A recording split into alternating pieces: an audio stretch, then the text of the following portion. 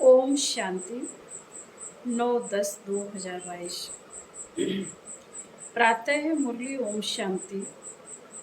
अव्यक्त बाप दादा जीवाइश 12/11/92 मधुबन। मुरली की टॉपिक है भविष्य विश्व राज का आधार, संगम युग का स्वराज। आज विश्व रचयिता बाप दादा अपने सर्व स्वराज अधिकारी बच्चों को देख रहे हैं। इस वर्तमान संगम युग के स्वराज अधिकारी और भविष्य में विश्व राज अधिकारी बनते हो, क्योंकि स्वराज से ही विश्व के राज का अधिकार प्राप्त होता है, अधिकार प्राप्त करते हो। इस समय के स्वराज की प्राप्ति का अनुभव भविष्य विश्व के राज से भी अति श्रेष्ठ अनुभव है। सारे ड्रामा के अंदर राज्य अधिकारी राज्य करते आते हैं। सबसे श्रेष्ठ पहला है स्वराज, जिसके आधार से आप स्वराज अधिकारी आत्माएं अनेक जन्म सतयुग त्रेता तक विश्व राज अधिकारी बनते हैं।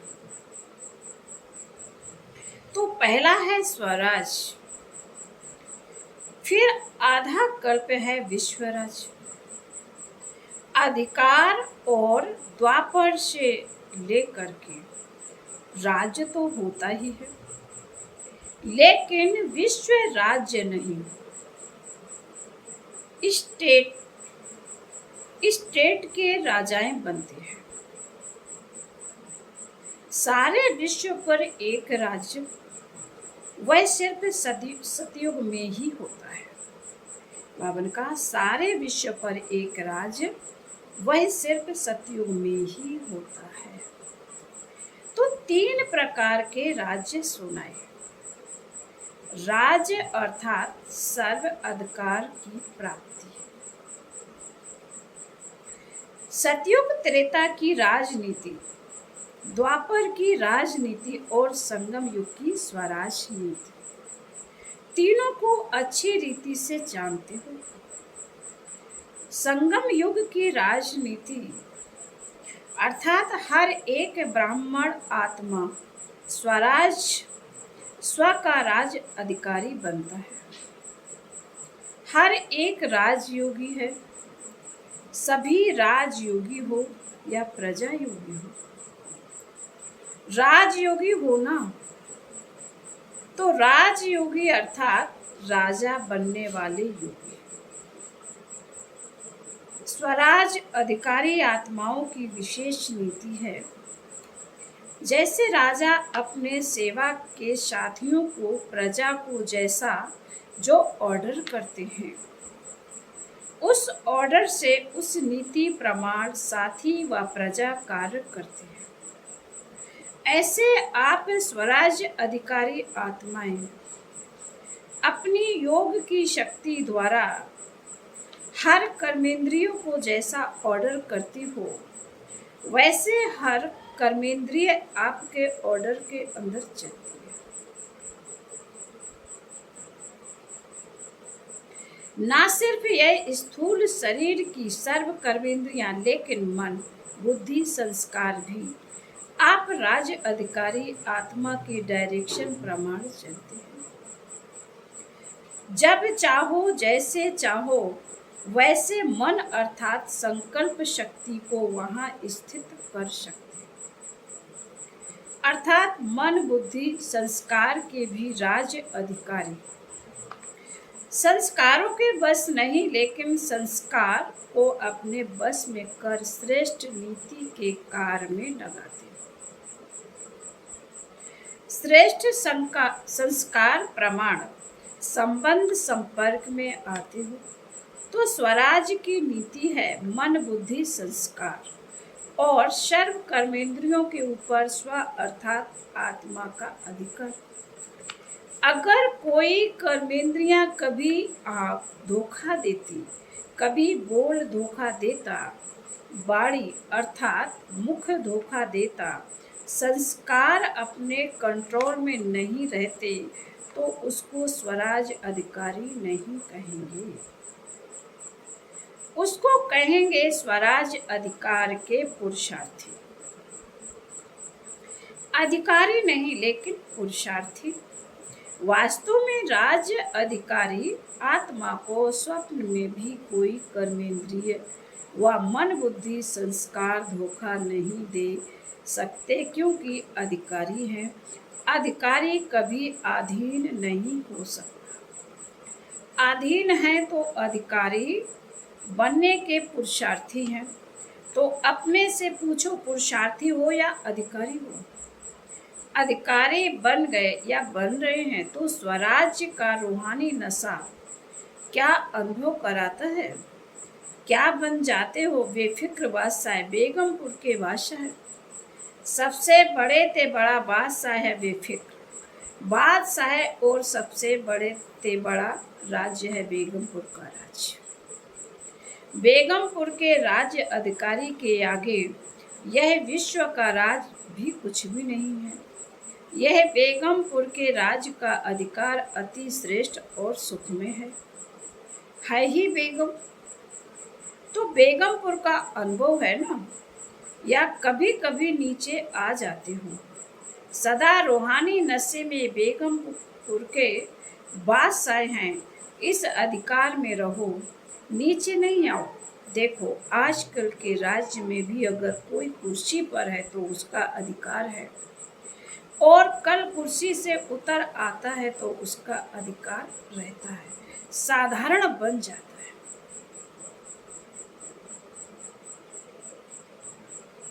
बाबा ने कहा, आजकल के राज्य में भी अगर कोई कुर्सी पर है तो उसका अधिकार है, और कल कुर्सी से उतर आता तो उसका अधिकार रहता है, साधारण बन जाता है। तो आप भी स्वराज के नशे में रहते हो, अकाल तख्त नशीन रहते हो। सभी के पास तख्त है ना, तो तख्त को छोड़ते क्यों हो? सदा तख्त नशीन रहो, रूहानी नशे में रहो। अकाल तख्त वह अमृतसर वाला अकाल तख्त नहीं, यह अकाल तख्त, यह अकाल तख्त सभी के पास है। तो अकाल तख्त नशीन स्वराज्य अधिकारी किसने बनाया? बाप ने हर ब्राह्मण बच्चे को तख्त नशीन राजा बना दिया है। सारे सृष्टि के अंदर ऐसा कोई बाप होगा जिसके अनेक सब राजा बच्चे हों? लक्ष्मी नारायण भी ऐसे नहीं बन सकते। यह परमात्मा बाप ही कहते हैं कि मेरे सभी बच्चे राजा बच्चे हैं। वे दुनिया में कह देते हैं यह राजा बच्चा है, लेकिन बने कुछ भी, सर्वेंट बने या कुछ भी बने, लेकिन कहने में आता है राजा बेटा। लेकिन इस समय आप प्रैक्टिकल में राजयोगी अर्थात राजे बच्चे बनते हो। तो बाप को भी निराशा है और बच्चों को भी नशा है। बाप को भी नशा है और बच्चों को भी नशा है। तो स्वराज्य की नीति क्या रही? स्व पर राज्य, हर कर्मेंद्रिय के ऊपर अधिकार हो। ऐसे नहीं कि देखने तो नहीं चाहते थे लेकिन देख लिया, आंखें खुली।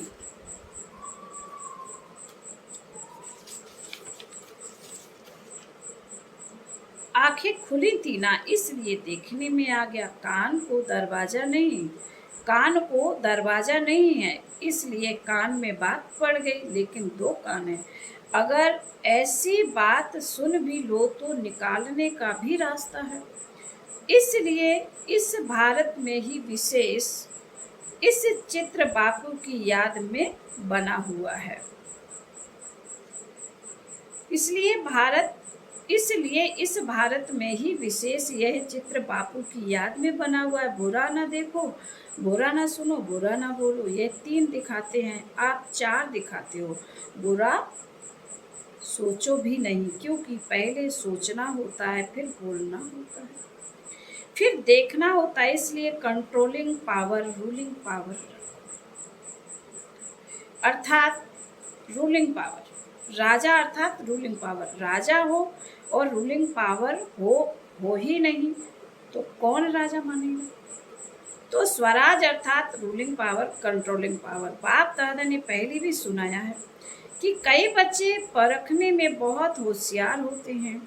कोई भी गलती होती है जो नीति प्रमाण नहीं है तो समझते हैं कि यह नहीं करना चाहिए, यह सत्य नहीं है, यथार्थ नहीं है, अयथार्थ है, व्यर्थ है, लेकिन समझते हुए फिर भी करते रहते या कर लेते। तो इसको क्या कहेंगे, कौन सी पावर की कमी है? कंट्रोलिंग पावर नहीं है। जैसे आजकल कार चलाते हैं, देख भी रहे हैं कि एक्सीडेंट होने की संभावना है, ब्रेक लगाने की कोशिश करते हैं, लेकिन ब्रेक लगे ही नहीं तो जरूर एक्सीडेंट होगा ना। ब्रेक है लेकिन पावरफुल नहीं है और यहाँ के बजाय वहाँ लग गई तो भी क्या होगा।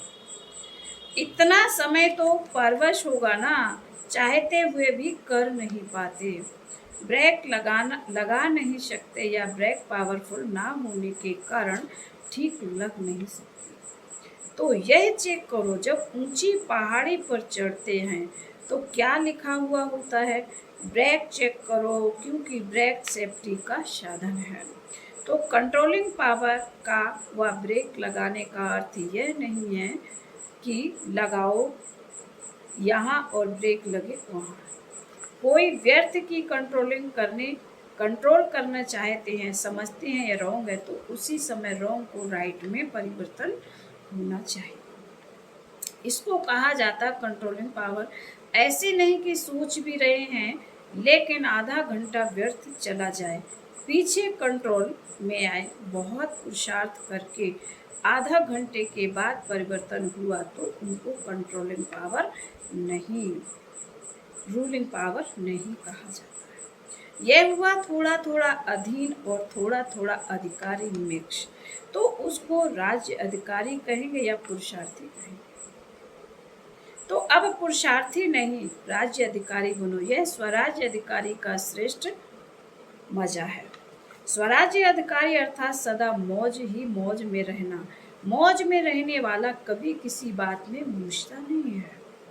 अगर मूझते हैं तो मौज नहीं है।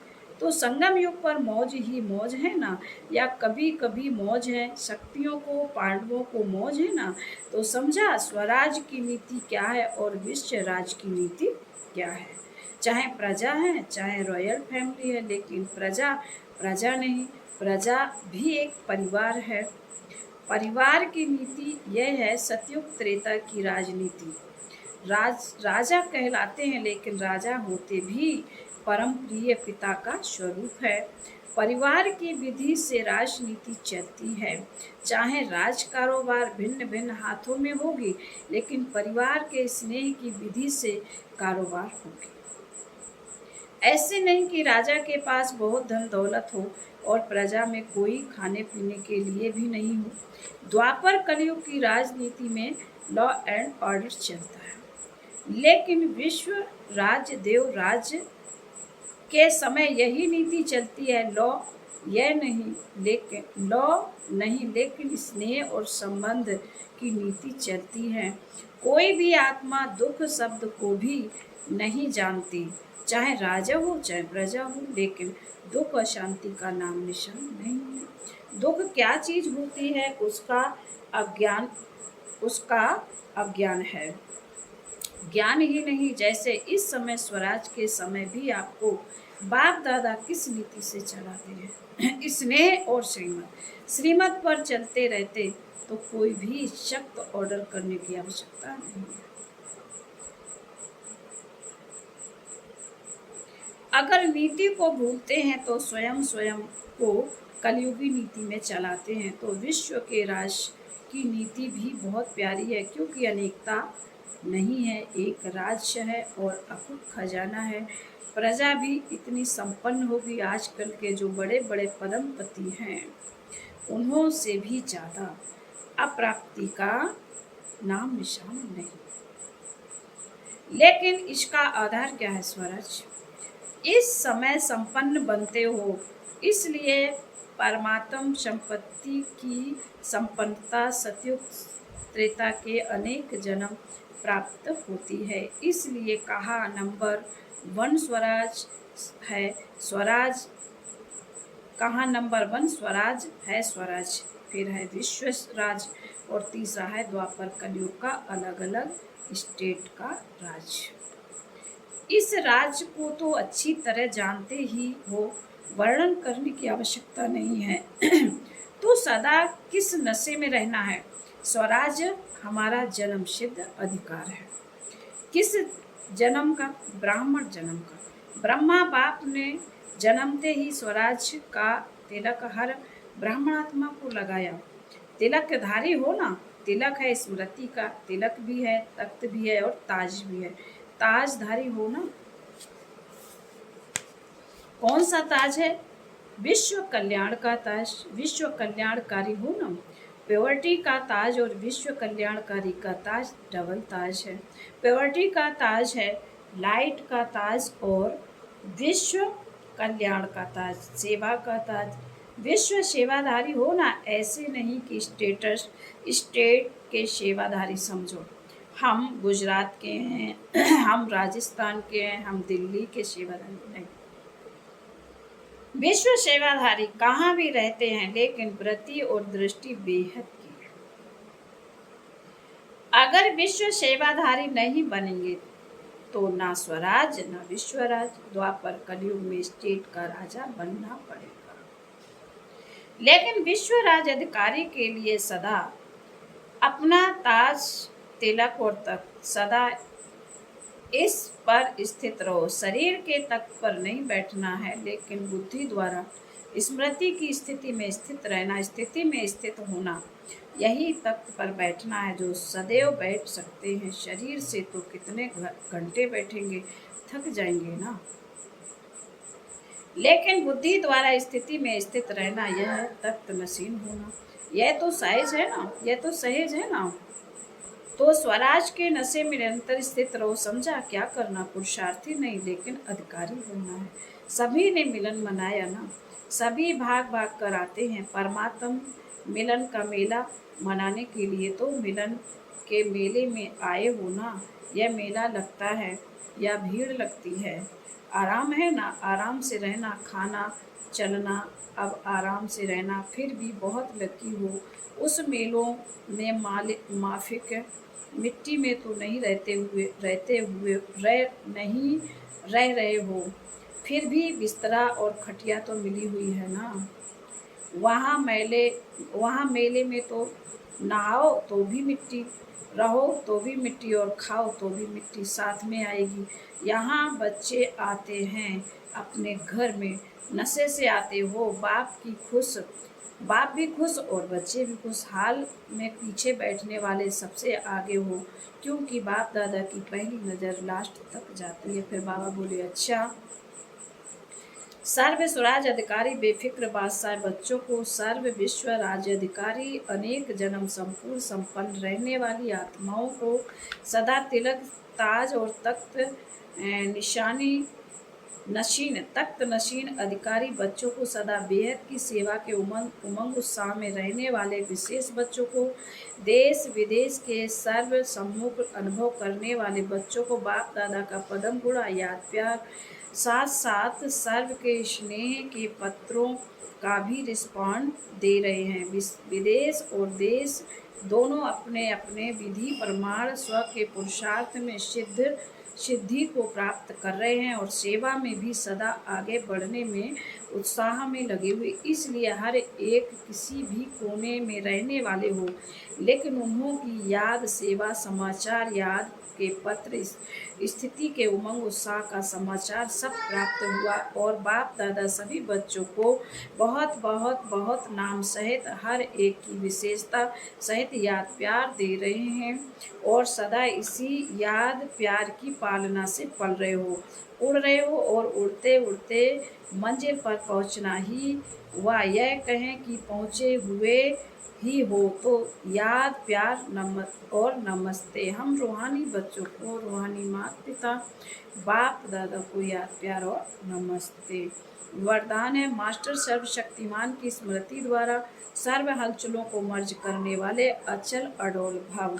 जैसे शरीर का एक्यूपेशन इमर्ज रहता है, ऐसे ब्राह्मण जीवन का एक्यूपेशन इमर्ज रहे और उसका हर कर्म में नशा हो तो सर्व हलचल मर्ज हो जाएगी और आप सदा अचल अडोल रहेंगे। मास्टर सर्व शक्तिवान की स्मृति सदा इमर्ज है तो कोई भी कमजोरी हलचल में ला नहीं सकती, क्योंकि वे हर शक्ति के समय